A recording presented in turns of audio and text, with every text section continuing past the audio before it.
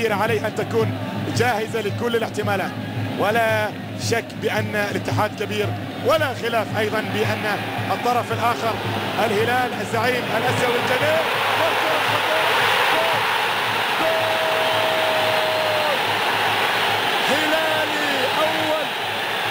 هلالي أول نقط، هدف هلالي أول في لمسة سويدية، لمسة سويدية للهلال، وبالتالي الفرح هلالي، الفرح لعبد الرحمن بن مساعد والفرح للجماهير الهلالية. لكن شوف اللمسة الراقية من الشلهوب، الزوري والزوري في الماء. يا سلام يا سلام، مبروك زايد، حاول في الكرة الماضية بتلمس ايده وبتدخل الى الشباك، لكن المتابعة السويدية من ويلهمسون الذي يسجل سادس اهدافه.